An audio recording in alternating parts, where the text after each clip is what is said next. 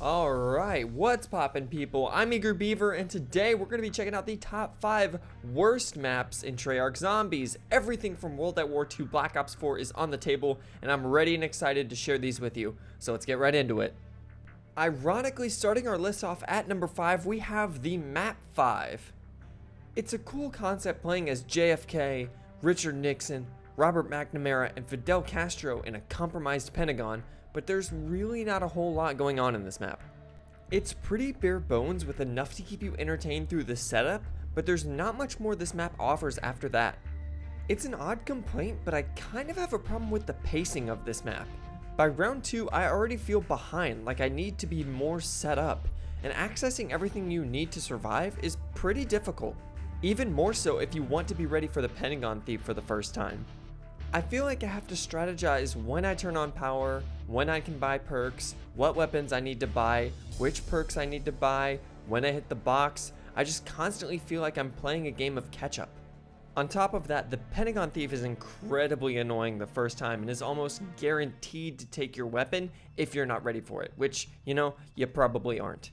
The map is very small with not much training room, which just leads to nothing more than repetitive, boring gameplay. Yeah, I guess it's challenging, but if you want a challenge that's also entertaining, then just go play Nuketown. I don't outright hate this map necessarily, I just get very bored very fast. But it's not all bad, we at least got that intro cutscene. Gentlemen, lock and load. Next up, at number 4, we have Call of the Dead. I never understood why so many people seemed so pissed off at this map, and then I played it. It takes forever to progress through this map. You need so many points to go through so many doors. You have to open at least 6 doors to get your power on, to get Jug, and to get to your training spot. Origins takes 4 doors just to get to No Man's Land, and you already have a majority of the map open at that point. Whereas in this map, you need 6 doors just to have the bare minimum of what you need to get going. The pack-punch machine moves, and I do not like that in any map ever, but honestly, it's not too terrible here because at least you have an indicator as to where it's located. The fog doesn't let you look around and truly appreciate everything this map has to offer visually, because honestly, this map is incredible to look at without the fog. Honestly, it's downright beautiful in my mind. And George is annoying. Yeah, you guys knew this one was coming. Even with me training and not camping, he is a rage-inducing nuisance, which absolutely ruins the map for me. His stupid fast sprinter zombies are annoying. The shocked zombies are annoying. One stray bullet enraging him is annoying. The fact that you can never truly get rid of him is annoying. You can never just relax and play normal on this map. George is something that always forces you to be 100% dialed into the game 100% of the time, which can be a good thing in some instances if it's done right, like in Dead of the Night, but it's just not done well here. If George weren't a part of this map, I honestly think it might be one of my favorites between how it looks, how it plays, the wonder weapons in the map, the Easter egg, the star cast, everything is awesome in this map. But George is enough to ruin it all. Sliding in at number 3, we've got Die Rise. Boring. I'm sorry, did I say this map was boring? I meant it's really boring. It even looks boring. There's nothing about this map that is visually appealing in the slightest. The setting is dull, the color palette is muted and boring with just a bunch of browns and grays. It is a very unappealing map aesthetically. The map is such a hassle to get around. If you get down to the bottom of the elevator shafts and you want to work back to spawn, you can enjoy the next 10 minutes of just wandering around and jumping across precarious ledges to get back. Not only that, this map is super confusing to get around. I find myself getting lost at least 3 or 4 times every single match. It's like this map is just designed to annoy the player at every turn.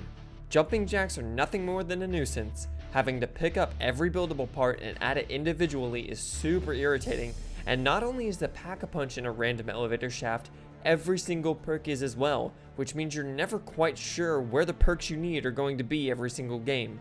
And on top of that, they freaking move! So you may go to the right elevator shaft, but the machine may not even be there, so you have to wait 10 minutes for it to come back. Or if you're particularly unlucky, you'll go to pack-a-punch your weapon, spend your 5,000 points, but the machine will just decide, screw you, I'm taking this one, and just waltz off with your weapon and your points. It just gets so incredibly annoying and ungodly boring, I can't find a single reason to come back and replay this map.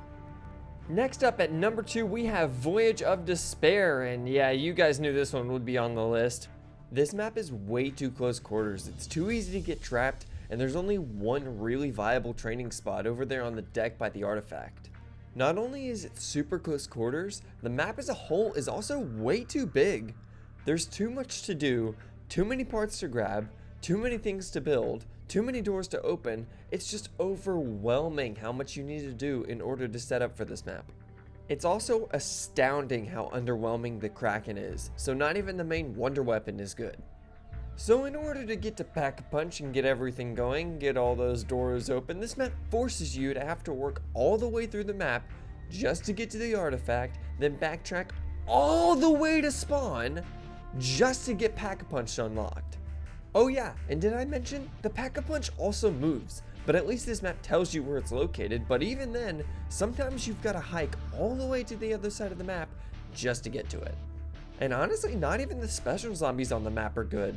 The Stokers aren't even difficult, they're just a nuisance, and Blightfathers on the other hand really don't feel like they belong on this map at all. On top of all of that, it's on the Black Ops 4 engine, so enjoy only exclusively having the 4 perks you selected, pack-a-punching your gun 18 times just to get double tap, being forced to get all your perks just for speed cola, and a cluttered HUD with way too many unnecessary things on it. This one is a very limiting zombies experience that is boring at best and tediously frustrating at worst. And at our number 1 spot, taking the mantle of the worst map in Treyarch Zombies history has to be Blood of the Dead. I'm sorry guys, I really wanted to like this map more than anybody.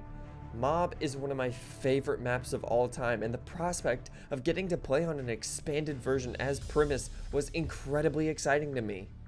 I'll start off by saying the map is way too freaking big, and I have many personal gripes with this one and things I could go into, so maybe I can get to that in another video.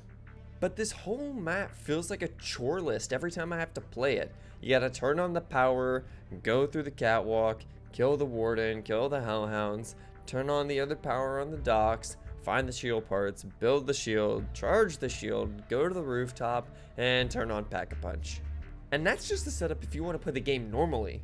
It's just a long, drawn-out grind of a setup that makes you feel every painful minute that goes by.